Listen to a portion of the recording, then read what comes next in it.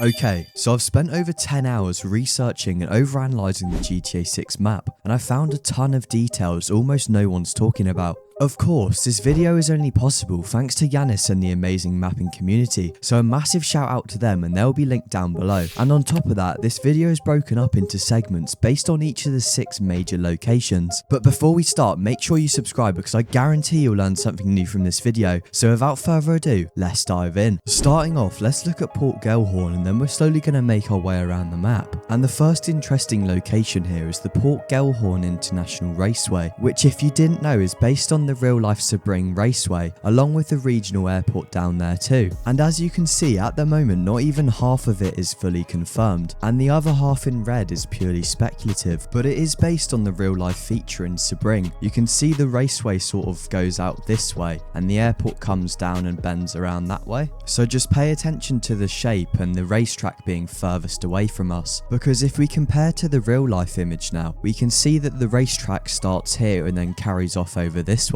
And it's a brilliant bird's eye view of the regional airport too. I must admit it's quite difficult to see where the racetrack actually goes because it strangely cuts right across the airport, so I put an image of the track on screen now. But the main reason I'm interested in this place is just the insane scale of it. We already know that the GTA 6 map is at least 1.5 to 2 times bigger than GTA 5, and the raceway takes up quite a big portion of the map. And again, if we compare to the real life example, it's going to be a great place to hang out with friends and race cars, as well as pick up all sorts of different aircrafts. And just seeing an image like this gets me very excited for GTA 6 because it's clear this isn't going to be some sort of brush to the side type of airport, and it's going to be a lot more in depth than, for instance, the Sandy Shores airfield in GTA 5. But if we focus on this building for the moment, then we can start to orientate ourselves a little bit better. And in this shot we have a close-up of the same building. Obviously this is the back of the building that leads onto the airfield, and at the top there I've circled that same building again, along with some examples of where the planes could spawn in GTA 6. So at least this gives us some idea on how this place could map out, pardon the pun, because apart from a few leaks we still don't have any media from Rockstar really showing off this location, and this is pretty much the same for the surrounding area too. Now if we move up here to the crossroads, there's a few things to point out. First of which is that based on the colour, this part is 100% confirmed, and this is the part of the map that shows that motel that you might have seen, but I'll show that in a minute. The other thing to mention is, although this is confirmed, the roads leading to this are all speculative, but in this spot here it's pretty fair to assume how the road connects together, seeing as we've confirmed the road at each end. And now is probably a good time to look at the key, because you may have wondered what all these letters and numbers actually mean. So T1 and T2 is obviously trailer 1 and trailer 2,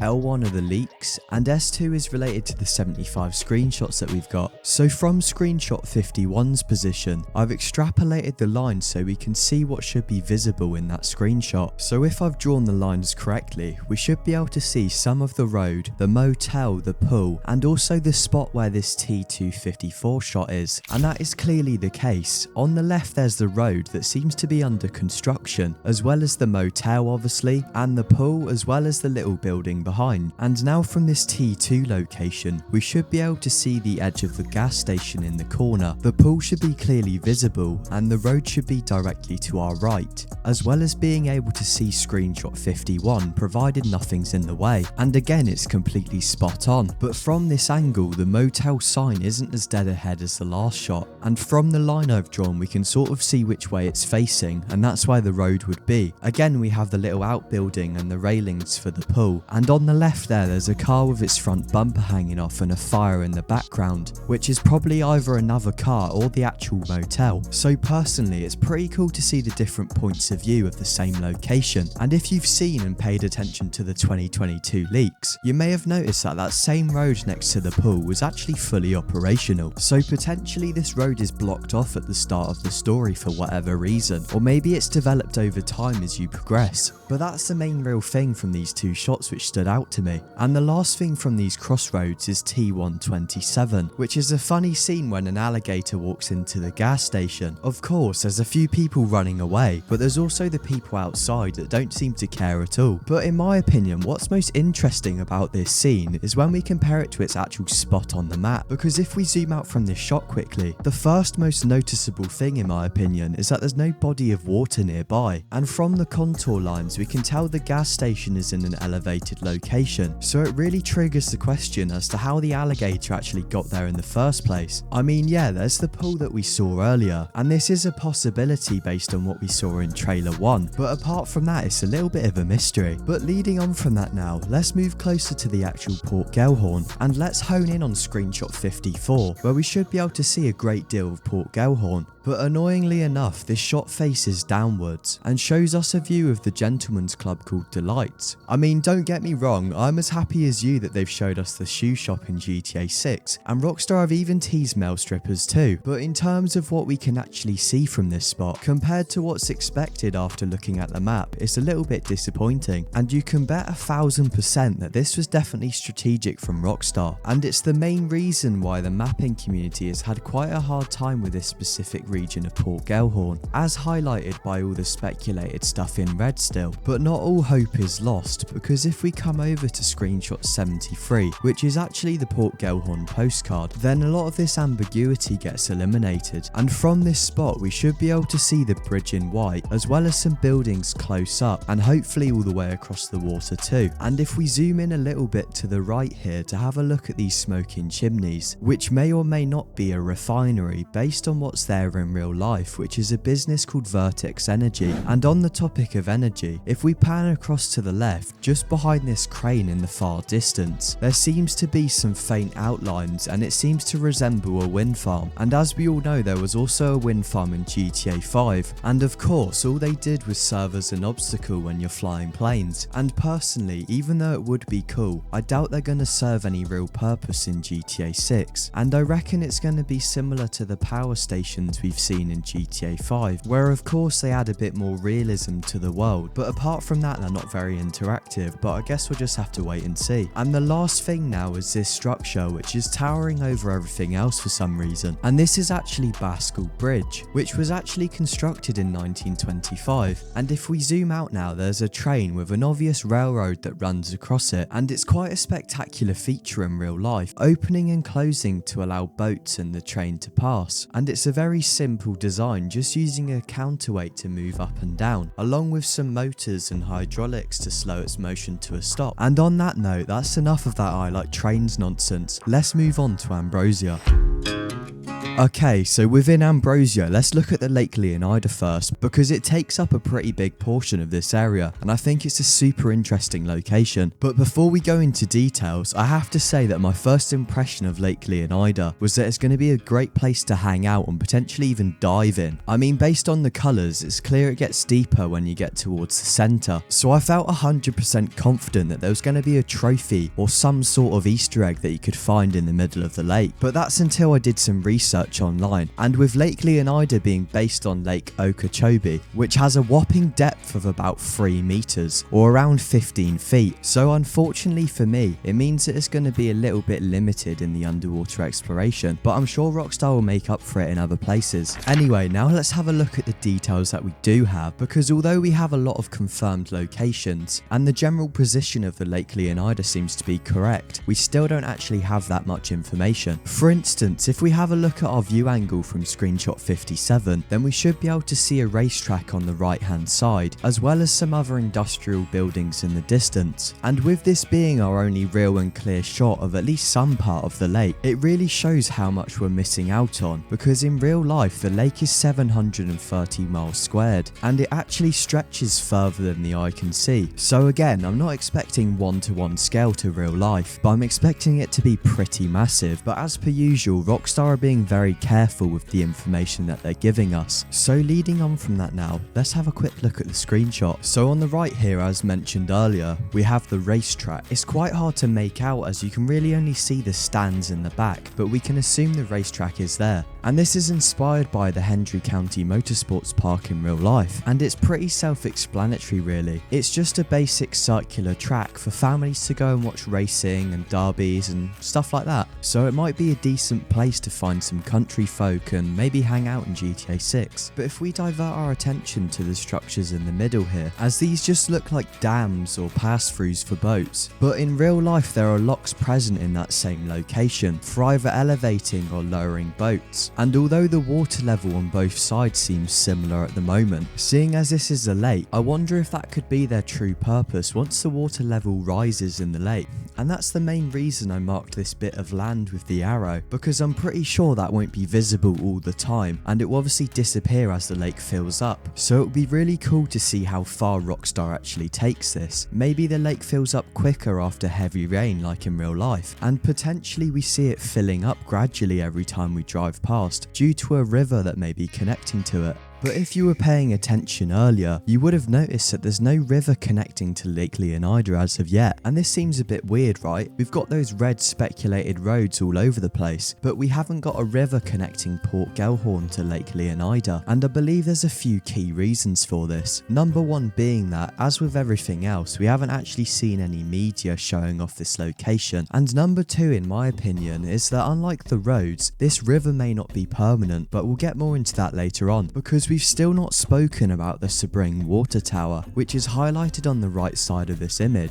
And to be honest with this one, I wasn't sure if it should go in Ambrosia or Port Gellhorn, because it's placed pretty much smack bang in the middle of the map, but apparently that's the water tower on our right side. Although this one looks very circular compared to the pictures in real life, it of course is said to be presumably correct, although I'd say the one on the left has got more of a striking resemblance. However, moving on to the point now, I'm curious as if this water tower is going to be in GTA 6, seeing as it was recently demolished in April of this year, and it was said to be quite a unique and memorable feature of Sebring, so it will be exciting to see if Rockstar keeps this in the game or pivots completely, as the demolition only started a few days before we got to see the screenshots. And on that thought, it will be interesting to see if there's any other major changes across the map when GTA 6 finally releases on May 26th, and maybe there's even some other towers and buildings missing that we've seen in trailer 2 and the screenshots. Now, just before we move on from this screenshot, just keep in mind the building with the American flag, as well as the ones next to it, as this is the Allied Crystals production plant, and why I mentioned it earlier is because it serves some importance in Ambrosia for sure, as it is referenced or visible in 4 out of the 5 screenshots, and it's the main focus of the postcard too, so I've got a gut feeling it's going to play a vital role in the GTA 6 storyline. And because we basically see this place from all angles, it seems logical to look at screenshot 74 first, which is actually the postcard. Alright, so clearly that big tower from earlier is the first noticeable thing in this postcard, as well as the logo for the company Allied Crystal, and I thought it would be cool to mention the bird perched up in the middle, as well as that same water tower again on the right. But why I brought us to this shot first is due to the fact that Allied Crystal is a parody of Dixie Crystals in real life, and this whole production plant for that matter is a spin-off of the company US Sugar. So store that information for a minute while we move on to one of my favourite screenshots, and I don't think that's an unpopular opinion, because the detail in this shot makes it a favourite for many of us. But starting off here, we can see the sugar plant again in the distance, with that circular building being most noticeable to me. And because we've ran through this logically, the next thing I'm about to say isn't going to seem groundbreaking, but after lapping up the immense detail, I'm sure I wasn't the only one who wondered how these fires started, putting aside how brilliant and realistic they look. I mean, if we just take a closer look,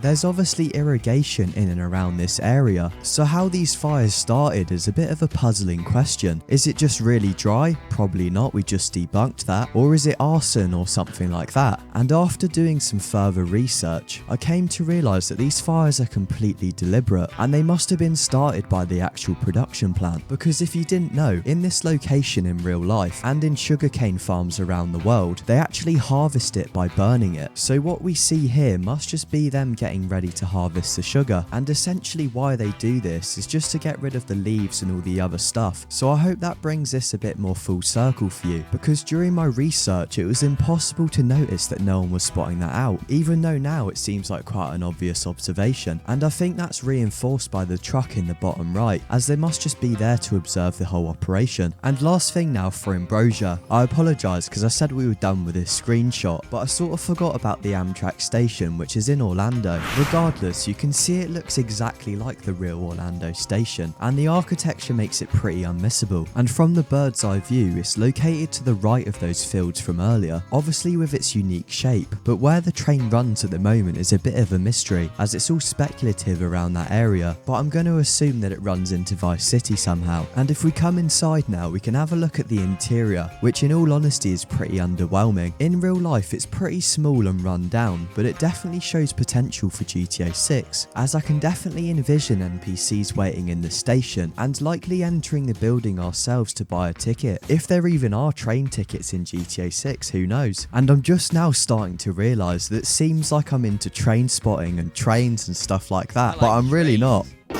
And moving on from that, let's look at the mysterious Mount Kalaga. First up, I want to start with a hot take that I really don't think GTA 6's map is going to be as big as some people say, and I strongly believe that the end of the island is going to be just behind Mount Kalaga, and although I don't have tons of evidence to back up this claim, it just seems very logical to me personally. And you may sort of get where I'm coming from if you've kept an eye on the GTA 6 Reddit, as some guy worked out how far 2.45 miles is in comparison to GTA 5.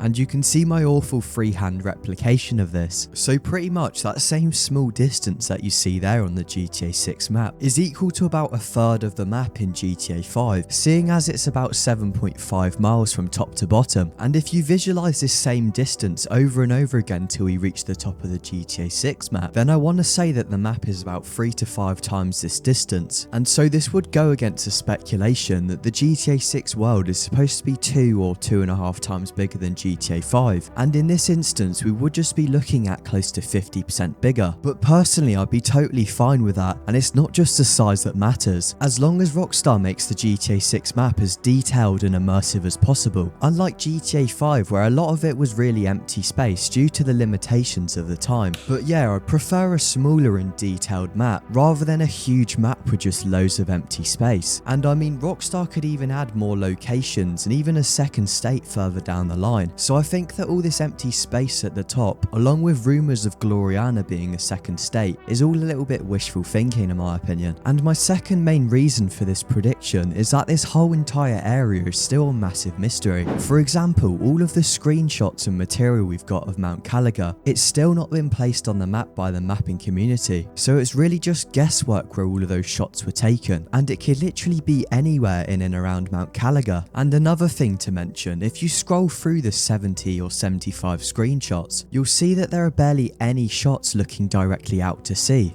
And it makes sense because I don't think Rockstar wants to show us the borders or the end of the map, at least not just yet. And this is also true for Mount Kalaga, which is stated to be a national landmark up against the state's northern border. Sorry, I realise I probably should have mentioned that earlier, but that's a big reason behind this theory too. And I also want to put it out there that I don't think there's going to be a second state at all, and I strongly feel like Leonida and Gloriana have been merged into the same map. For example, in real life, Florida is very prone to flooding as it's the flattest state in America, and it has literally 0 mountains, with the highest point in Florida only being 345 feet, which is about 100 meters. And this is at Britton Hill, no, not my Britain, but it's located in Lakewood Park. And funnily enough, if we combine this with those red clay mountains in the Mount Kalaga screenshot, then it's clear that they match up perfectly with the mountains in real life Georgia. And of course this isn't a coincidence. I reckon Rockstar has just brought the mountains down into this map to add a little bit of variety, just like the mountains in the north of the map in GTA 5. But leading on from that now, let's finish off this segment with the beautiful screenshot with the kayak, because I'm pretty confident I can place it on the map, somewhere close to this area with the 2 bridges. And if it's not here, then it may be a bit further down, like on my speculated river from earlier, provided the bridge crosses over again. And again, based on the topography and a river on either side, I feel like we have to have a connecting river in between.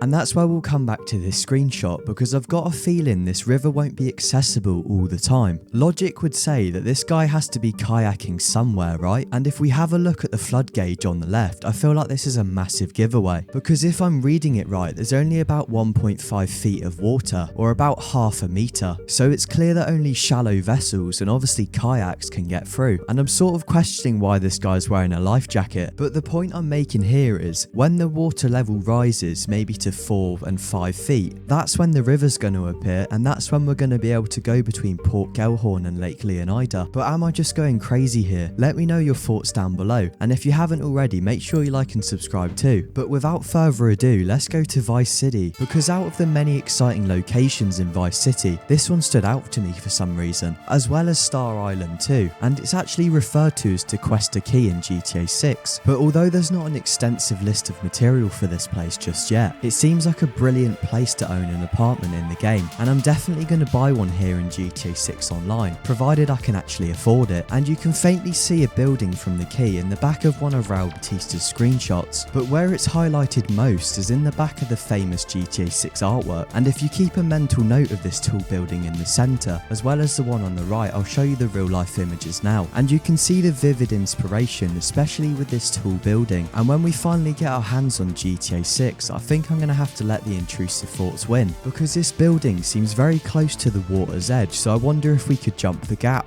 and maybe pull off some sort of spectacular dive. And with the other building, I've got no idea why it's designed that way, but it seems like the perfect design to ramp off it into the ocean. That's obviously what it's designed for, right? Next up, let's talk about Lincoln Center, or Lincoln Road Mall in real life, which is a pretty cool fully outdoor mall located on Vice Beach, and personally I think it's going to be an awesome addition to GTA 6. However, as the name suggests, it's not technically a standard fully fleshed out mall, but I guarantee we'll have at least a few of those in GTA 6, and I honestly can't wait, because the last proper mall we had was the North Point Mall in GTA Vice City, and we gotta give it major props for its time, because a lot of detail was put into that mall, even though a lot of the shops weren't interactive and enterable. And that's where GTA 6 could really make this next level. Just imagine a mall like that with hopefully every single one of the shops being enterable.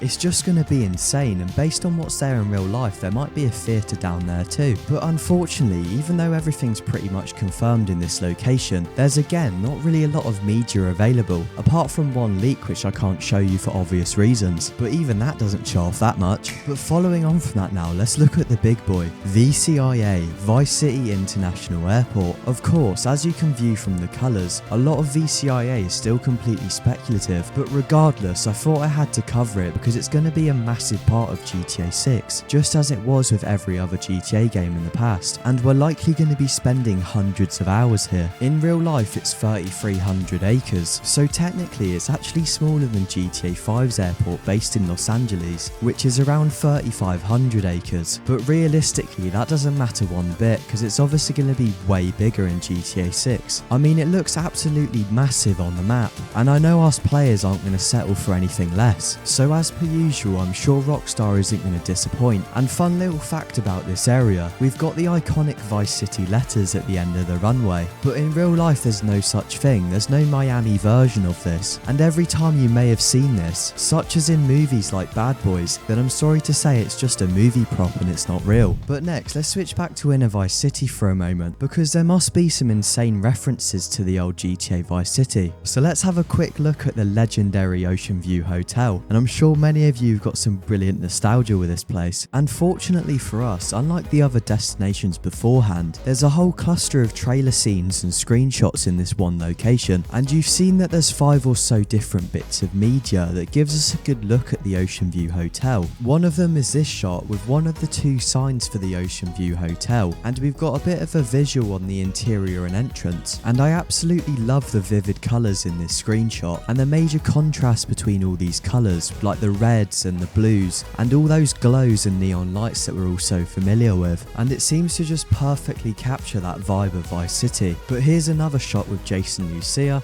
and here both of the signs are visible, and obviously we're off to the left now from where that past screenshot was taken. Then we have another shot that's more of a close-up with ladies dancing on these platforms, and we can just about see the signage again for the Ocean View Hotel hiding away there on the right side. And on top of that we have this scene from trailer 1, clearly taken from a lot further away and over to the left again, but the main purpose of this shot is of course to show us the nightlife in Vice City as well as all those awesome cars. And finally we have this image, which obviously is just an artwork piece, but this is the best overall shot in my opinion, as it shows us a really good view of the hotel and really displays how the ocean view is being revamped in GTA 6. So fingers crossed Rockstar's going to put some Easter eggs or references in there for us in relation to GTA Vice City and Tommy Vercetti, and then this location will be absolutely perfect. And on that topic, the absolute last place I want to see after scouring all the locations in Vice City has to be Vercetti Mansion, which if it's actually there is located on the Venetian Islands, formerly known as Starfish Island in GTA Vice City, but this is not to be confused with Star Island just down below. So just to be clear, Tommy Vercetti's mansion isn't on that island, it's on the Venetian Islands, and it's a long shot but there's a slim chance that he might still live there, as he is rumoured to be one of the characters that could return in GTA 6. But even if he doesn't reside there anymore, there has to be some Easter egg or collectible inside the mansion. But now let's pack our bags and fly over to the next destination, hopefully by seaplane, and we're going all the way over to the Leonida Keys, to the little Fort Jefferson. And no, I wasn't clickbaiting, this is an actual hotspot that's been placed on the GTA 6 map.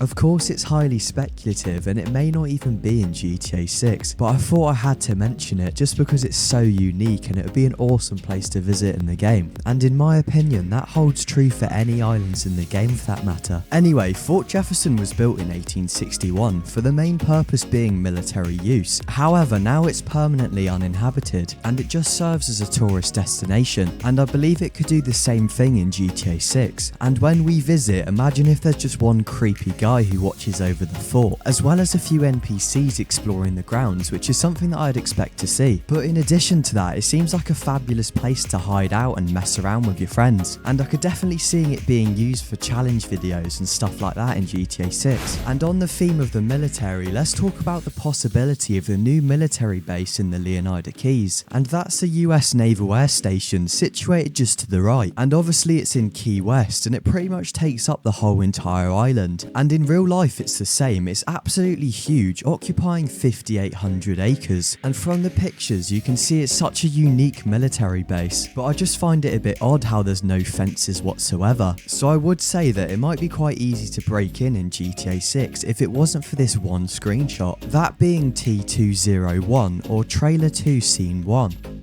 And this is where you should be able to see the military base in the distance, provided I've drawn the lines correctly. But if we zoom in to the right here, there's clearly some structures that look like they belong in a military base, as well as the faintest outline of a fence in the distance. And I think this is correct too, because if we focus on the bridge behind Fat Albert, and then if we look across to the right, that brings us to the naval base again. And it looks about right from the bird's eye view too. Now the last little reference we have to the military base is in this shot from trailer 1, as we're confident this shot was taken as if we had our back to the military base, and that's these white and yellow barriers down on the bottom here, as well as a little tower or control point it seems. And in literally none of any of the other screenshots do we see something like this appear, and because the barriers are for such a short distance too, it really does seem like it's marking an entrance to the military base. And overall I just can't wait to parachute in there and steal a jet, just like we did with Fort Zancudo back in the day. And I mean, I did mention Fat Albert briefly, so let's have a swift look at him. If you've had a good look at any of the screenshots, then you may have noticed this white blimp flying around or parked up at this same location. And this is what the real life locals call Fat Albert, which is a surveillance device for detecting low flying aircrafts and drug planes especially. And you may be surprised to know that it's just tethered to the ground with one massive long cable.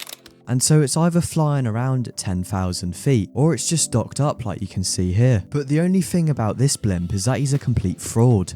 And that's because the real original Fat Albert was actually retired in March of 2013. So technically this isn't the real Fat Albert, it's just a modernised and updated version.